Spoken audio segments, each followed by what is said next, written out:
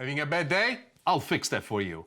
Come cooking with me in the kitchen. Today, we're going to make lenticchie braisate, braised lentils, an old-fashioned recipe made simple. Cavoli arriminati, mixed up cauliflower, a Sicilian specialty you never seen before.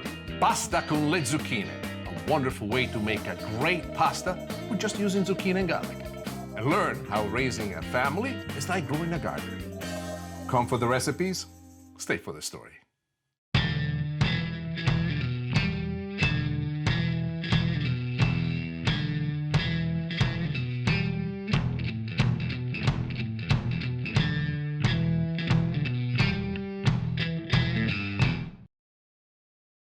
I do not come from a noble family. I am not a prince. I'm not a count. I play in my head the fantasy that I could have been, and the truth is that I come from a family of farmers. My father was the first one, after many generations of farming, who for the first time attempted to do something outside of the farming business and create for himself a business, an enterprise that was no longer dependent on the favors brought upon by the seasons changing. He instilled in me and my brother this instinct of being self-reliant, of understanding how to sell things, how to create a business plan, how to create something that would last, where we would not need to be employed by others, and we would find in ourselves our own freedom. Lenticchie braisate, braised lentils. These lentils are brought to a whole new height when sautéed together with a mirepoix. Very simple to make and very tasty. Let me show you how to make it. We have the olive oil nice and hot. To the olive oil, quite a bit of red pepper flakes because I like my lentils spicy. If you don't like them spicy, don't add it. The next thing that we do while the oil is getting nice and hot, we add some garlic. As always, you notice that I've added the garlic cut thick. Why? You should always ask why. You know, if you always ask why, you understand why things work and what is the sequence of events that brings the flavors that you're seeking. The reason why I like the garlic to pick it up at this point is because the next addition that I'm going to make is going to be the addition of il soffritto. Say that without laughing. What is soffritto? Soffritto is the Italian word for mirepoix. What is mirepoix? Mirepoix is nothing more than chopped onion, chopped celery, and chopped carrots. The three of them, the triumvirate, that's why we call it in Italian il triumvirato dei sapori, the triumvirate of the flavors, is considered to be at the base of just about any relevant sauce and or soup for that matter. Even in the making of lenticchie, you must have it. So here we go, already chopped that up ahead of time, and we're going to add a little bit of what I have right in here. As you can see, I've also left some of the leaves from the celery. This is something that I like. I think that, yes, the celery brings a lot of flavor to it, but if you're lucky enough and you get a whole celery with the leaves attached, in addition to the stalk itself that you'll cut very, very fine, also add the leaves. They open up with a wonderful flavor of their own. Now, when it comes to lentils, you have many, many types of lentils that you can choose from, and many colors of them, and all of them have a personality of their own. So don't think that just because they're called lentil, the flavor is the same. Now, what I like about lentils is that they have a strong flavor of their own, but they play nice with just about every ingredient that you throw into. In this case, however, I want to maintain this recipe a vegetarian recipe, so we'll keep it nice and relaxed, in spite of the fact that I'm going to be using chicken stock. But if you're going to make it at home and you really want to be vegetarian 100%, go ahead and instead use vegetable stock. You can also use water if you want to, but it will not have as much flavor. So here are the lentils. We're going to add them into our pan, and we're going to saute it together with our mirepoix. The reason why I saute them is because I feel that when the lentils toast just a little bit, they open up with a great flavor. You notice that I've added no salt and no pepper. One of the reasons why I want to do that is because the lentils, they suck up flavors immediately. If you make a mistake and you were to add too much pepper or too much salt at this point, it's something that you cannot take out. So what I like to do is to cook the lentils all the way through, and then at the end taste it for flavor and adjust it according to the salt amount or to the pepper amount that I like. The lentils are nice and brown to this point, so what we need to do now is to add the stock. Rule of thumb, always add twice the amount of stock versus lentil, meaning if you add a cup of lentil, 2 cups of stock. Bring this to a boil, and once it reaches a boil, we're going to let it simmer until the lentils cook all the way through. In the process, several things is going to happen. The lentils are going to expand a little bit in size, but also they're going to soften up. But they're going to maintain this wonderful individual bit of flavor of their own.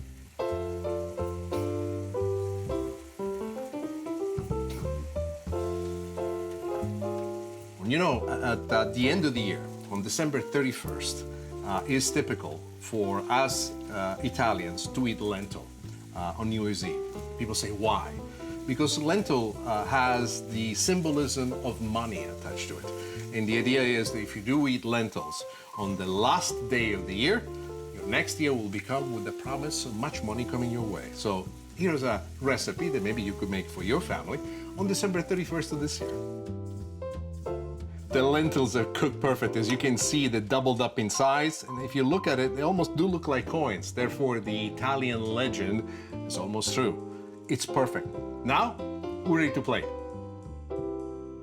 Lentils, known as the poor man caviar. Well, if being poor means that you get caviar like this, it's worth it. What I love about it is that these lentils have picked up all the flavors that we have added to it through the onions, the carrot, the celery. And they really are right now exploding with expectations. And this is how you make lenticchie brasate.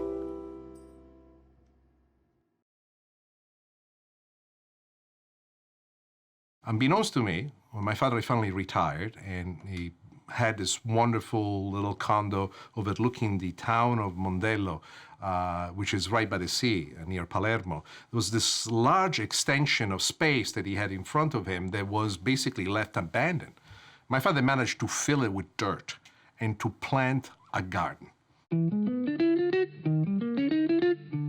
Cavoli arriminati. What does that mean? That's Sicilian, by the way. It's Sicilian dialect. Cavoli in Sicilian is used for the word cavolfiore, which is the Italian word for cauliflower. Arriminati, also part of the Sicilian dialect, means mixed up. What's so unique about this treatment that we do into these cauliflower florets that makes them interesting? Well, first and foremost, it's my recipe. Second, it's a Sicilian recipe. Third, it's a wonderful rendition with something as bothersome, in my opinion, as a cauliflower, which has no personal beauty of its own.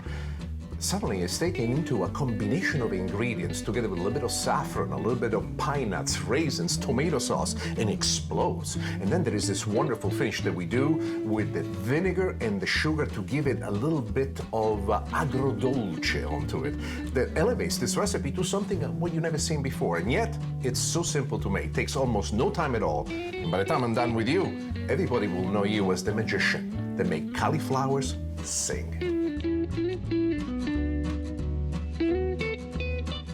The oil is nice and hot, extra virgin olive oil. To this, we add a little bit of garlic. I like to add it in nice thick pieces like this because we're going to be braising this over a long period of time. And we're also going to have chopped white onion to create the base upon which our cauliflowers will cook properly. Next thing that I like to do, because I'm Sicilian, because we like spice, is a little bit of red pepper flakes right there. And then a little bit of parsley, because I want it to cook right into the base and give us this wonderful beginning. Why is the base so important? A lot of people ask me, why do I spend so much time in the base? By the way, some specific instructions. When you do this at home, I want you to reduce the heat to medium and cook this until the onions are translucent and the garlic starts to pick up some color. Now, this is pretty much gotten to where we want to go. The garlic is starting to brown.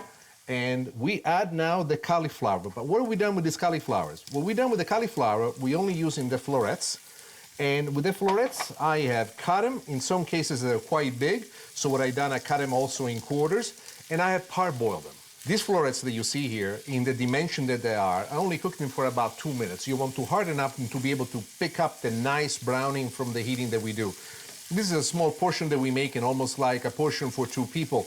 But one of the things that I want you to understand is that the complete cooking of all of this will take place after the other liquids are added to this, and the cauliflower will soften. So why am I cooking with such attention at this point? I want for the cauliflower to pick up a tiny bit of the browning and to also totally engage with all of the other flavors.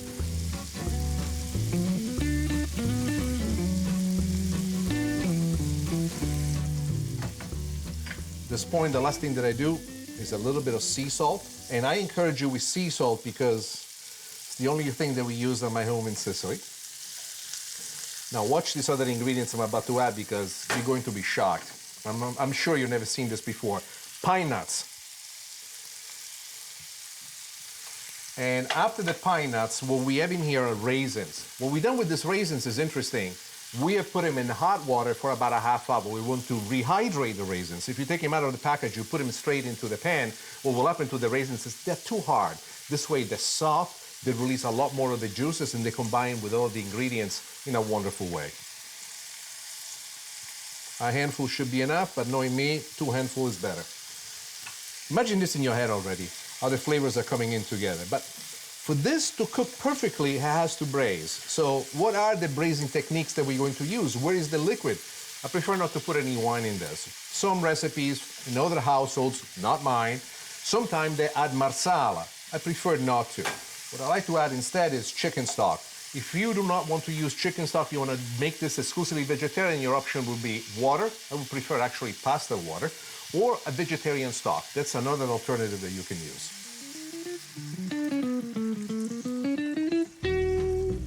And then a little bit of tomato sauce. Now here comes the coup de grace, using a French word I just learned. Questo è il colpo forte, using an Italian word I grew up with. We're going to be add a little bit of saffron powder. Now, saffron powder is very, very fine. You could also use the pistils if you wanted to. The reason why we added it is just a tiny amount of flavor. It will give a certain yellow coloring, a hint of it to the cooking of it. The flavoring is very significant to the point that you will find a bit of a hint. If you go too strong with the saffron, it will take it from pleasant to unpleasant quite quickly.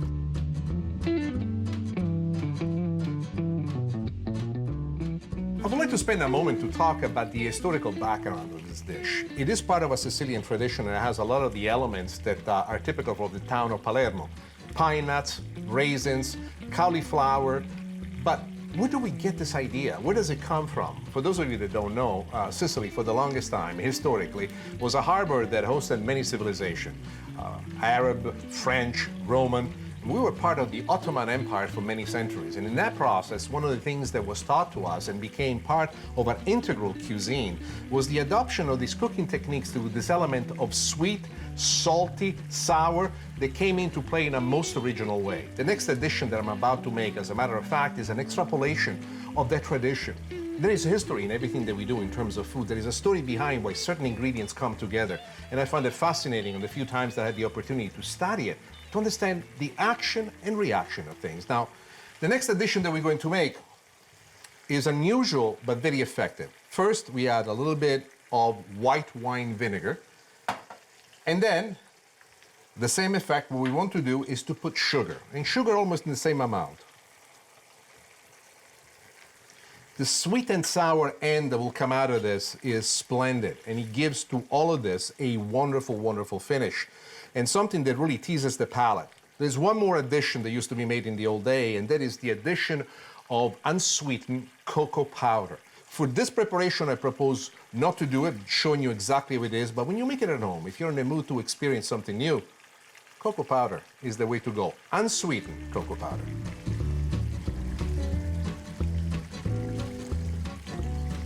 We're done. Let's turn off the heat, and now we're ready to plate. Plating this dish is a little bit of a trip down in my past, and maybe something that really doesn't deserve to be plated so elegantly. But to me, it's at the very base of who I am and where I come from. This is the kind of vegetarian dish that is going to solve a lot of problems for you at home. You have children that don't want to eat cauliflower, cook them this way. They'll keep asking you all the time. There's a couple of extra steps that I like to do at this point, one of which is to add Romano cheese. I think that Romano cheese is a wonderful addition to have. The saltiness of it combines wonderfully well with all the other ingredients. And then just for decoration, for no other reason, a little bit of green parsley. And there you are, signori e signori, mixed up cauliflower. Mixed up, it's the perfect definition of this dish and the way I feel inside my heart when I prepare it. wasn't too long ago when I was organizing the garage and I ran into a bunch of photographs that he had taken, that he had sent me with great pride. At the time, I showed it was a modest amount of success here in the United States, but my father wanted me to see what he could do in that garden. And when I saw the garden, I realized for the first time the incredible truth of the ability of being able to dream something and to put it into action. He had cauliflowers the size of little Cinquecento. He had zucchini as tall as he was. There was flowers everywhere, and he had a smile in each one of these photographs. Pasta con le zucchine. My mother, Massimiliana, was and still is a very resourceful woman. I remember that one of the biggest challenges she had as she was raising me and my brother Mario was that we hated to eat veggies. So what Mom did, she figured out an interesting way to put veggies inside the sauce of pastas. Now, what I'm about to show you is my rendition of this dish. I have slightly changed it, but it's a wonderful combination of simple spices, garlic, mint, basil, parsley, and the zucchini, which cook together, stewed to perfection, create a sauce that not only tastes fantastic, but it will be an excellent way to make sure that from now on, your children will love their veggies too, especially when poured on top of pasta. Let me show you how to make it. Olive oil. We have beautiful extra virgin olive oil. We're gonna add a lot to the pan because the olive oil primarily is going to be for us the base of the sauce.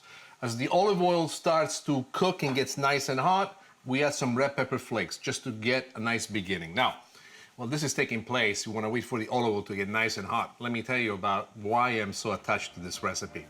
My dad, after he retired, finally had the garden of his dreams. He had a garden already in the home that I grew up in, but he was always so busy doing business and working that he really didn't get to tend to the garden. But when he retired, he had a small plot of land, and he turned that into paradise on earth. I remember once receiving a photograph from him, and he had a zucca. The zucca is from the family of the zucchini, but it's the big brother of the zucchini. A big thing about this stall, he was standing proud next to it.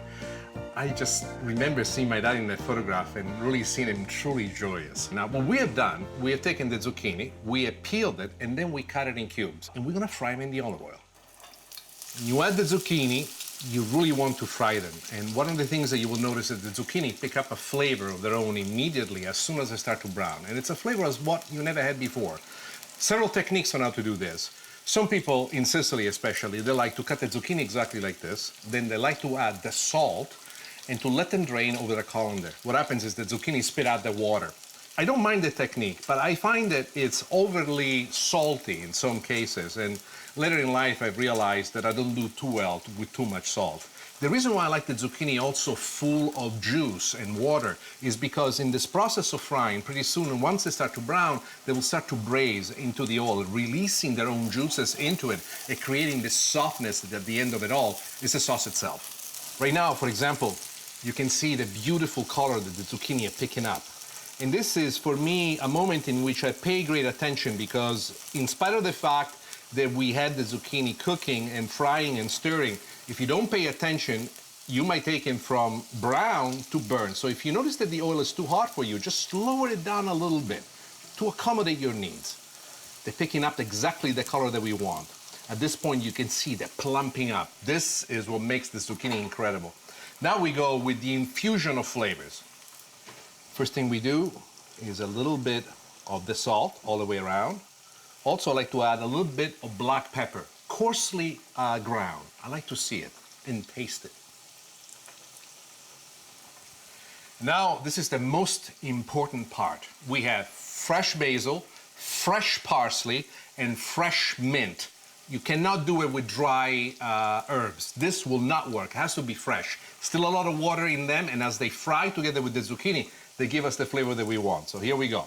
The mint, a little bit of the basil, and now a little bit of the parsley. At this point, keep stirring exactly like this. And you can see them softening up. Too bad that we do not have the technology yet to transfer the aroma over the air because this aroma as it stands right now is unbelievable. I can also call this ragu di zucchine.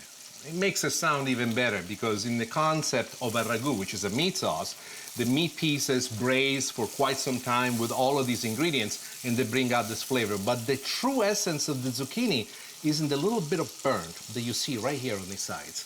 The little bit of burn on the outside of the zucchini is the flavor enhancer that really pops out, and you have to try it to see exactly what I mean.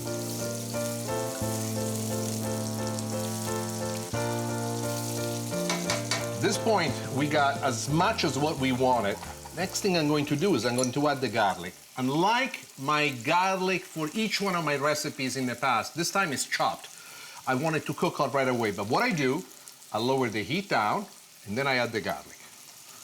Uno, due, e tre. Why do I use a little spoon like this?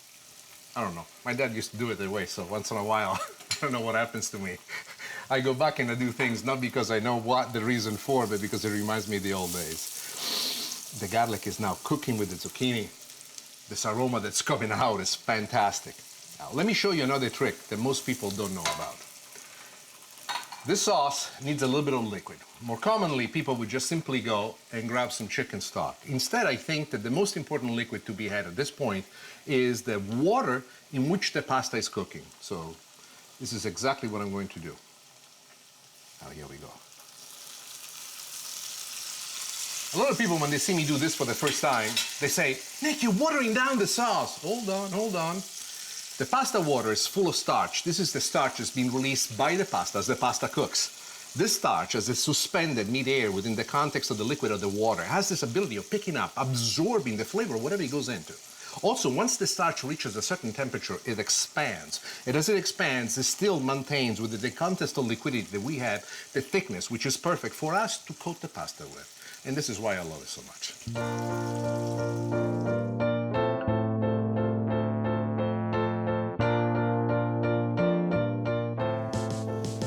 The sauce has now reached the perfect consistency. It's time for us to put the pasta into the sauce. One of the things that I like to do with every pasta that I make is to slightly undercook the pasta and finish the pasta inside the sauce. That is one of the reasons why you saw me adding a little bit of water to the sauce base that we had in here with the zucchini. My intent is to create a situation where the pasta and the sauce become one. Primarily, I would like for the liquid elements of the sauce to transfer inside the pasta, giving this pasta this burst of flavor. One of the things that you're noticing is that now that the zucchini have cooked to the perfect consistency, they're starting to break and creating a cream-like, and they're going straight into the sauce in this creamy form that I just cannot describe until you take your first bite. You will love this.